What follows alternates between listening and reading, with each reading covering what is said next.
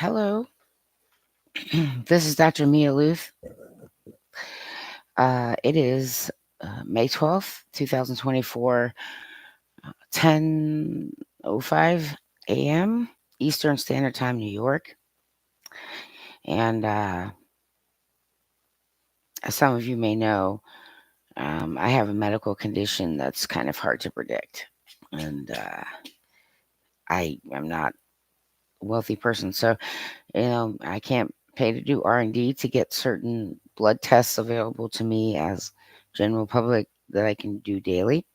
So I could just drop dead. Not exactly the happiest thought, but I'm accepting of the fact that that might happen, which is why I'm trying to get as much as I can out online and try to at least finish this documentary before I pass away. But one of the things that I've paid close attention to, not only because I've had concussions and other people I know, athletes, yes, and accidents and other sorts of things. So, CTE is a big discussion. Um, in the world of pro sports, especially in the United States of America, two sports that definitely have to worry about concussion are football, American football, and ice hockey. It's going to happen. High speed collisions, uh, there's really no way to avoid it. You understand? In some ways, it is does happen.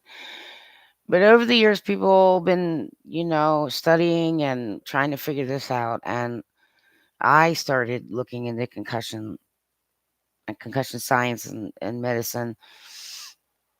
Um, Maybe around like 2006 because I'm an ice hockey lover, and I've watched a lot of NHL games in my life, and just more and more, every time I saw one of the players wobbly leg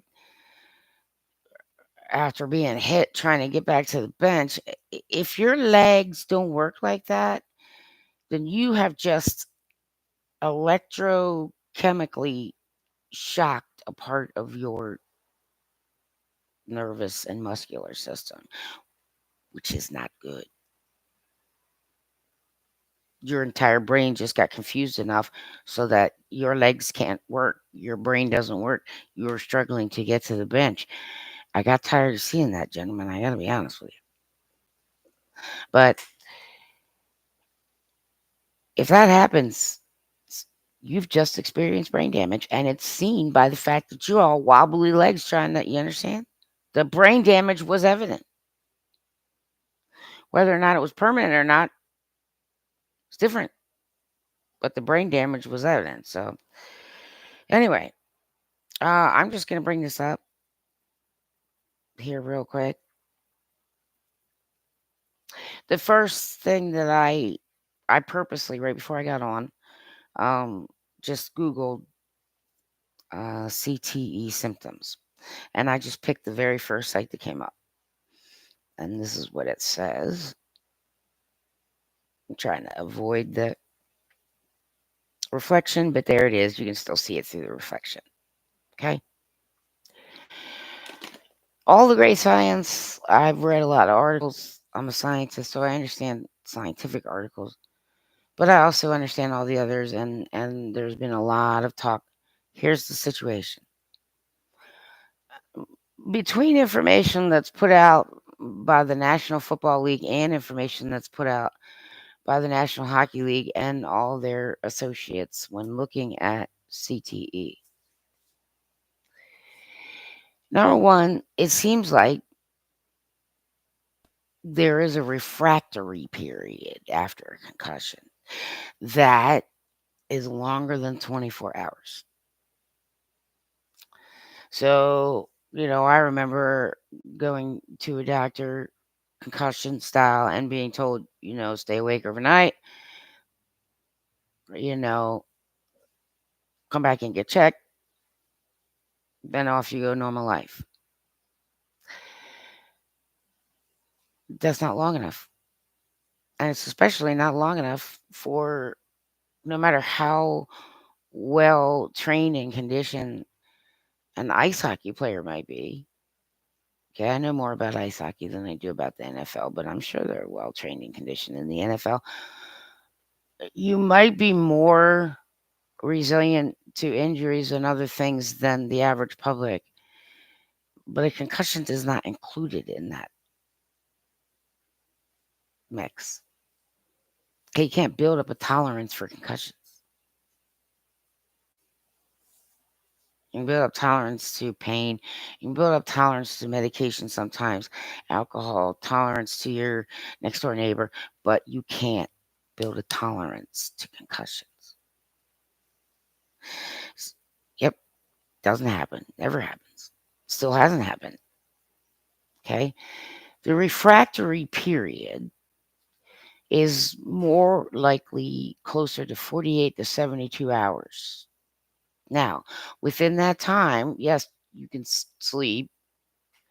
However, if you get a second injury within the refractory period, okay, you have now caused a situation in which your brain is even more confused in ways that you can't see with your eyeballs, in ways that x-rays, we don't usually x-ray head, but you can, CT scan and possible MRI without dye.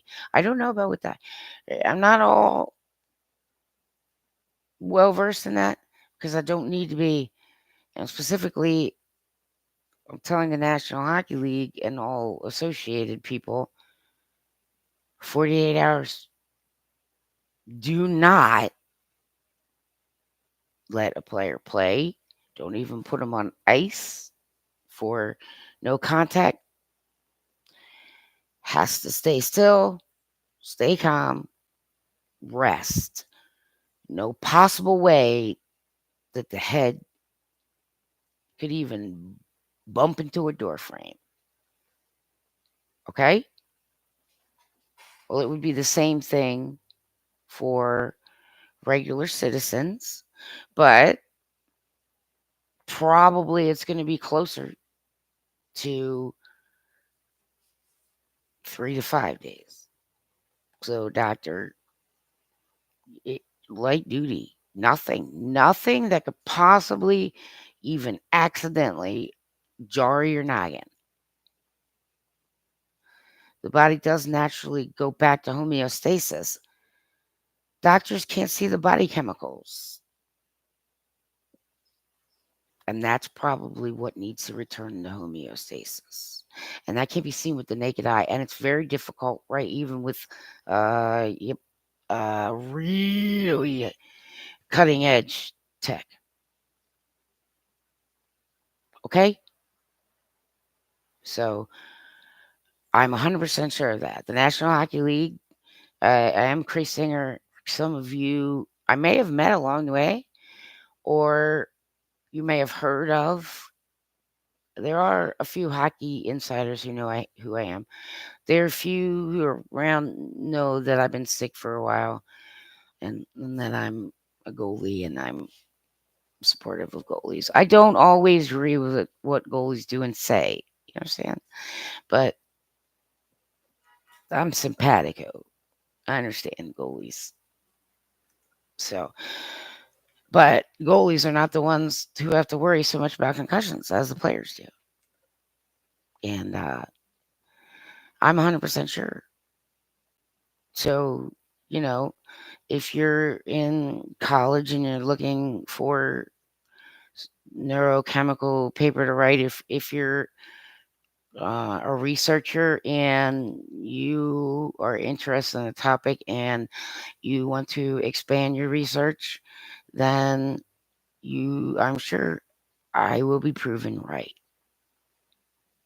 So right now I want the NHL to know for sure. Concussion meaning dizziness, sickness, put them in the quiet room, get them tested. That's your baseline right there. But It is my highest and strongest suggestion that no matter what anybody says, even if you can't agree, just go with player needs light duty in a situation where they are resting and cannot possibly even bang their head on something, even during sex. You understand? Right. And then get rechecked after 48 hours.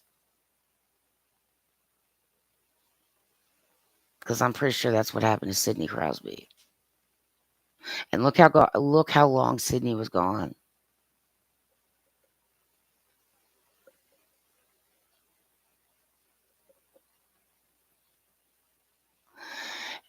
I've rewatched games. I've looked through research that's available. I've listened to a lot of things, and I can just say that when it comes to the National Football League and the National Hockey League, the pattern is there is a refractory period that medical science cannot see.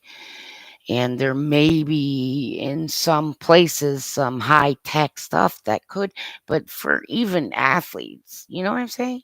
Probably military or something, I don't know. But it's not available generally to anyone. And so people who understand what I mean by AMA, American Medical Association, right? That's what I'm saying. It seems as though there is a at least 48-hour refractory period in which the symptoms, the total symptoms of the concussion, the shock to your body, don't completely heal and get you back to homeostasis, as in your chemicals, your cerebellum, yes, your brain liquid. You may not feel nauseous anymore, but that's what's causing CTE. I can't find a single case of anyone who had CTE who could say that they had not had another type of injury within a certain period of time, or they went back to work way too quickly, high blood pressure, vigorous sex. You understand? That's what I'm saying. So, light duty, please.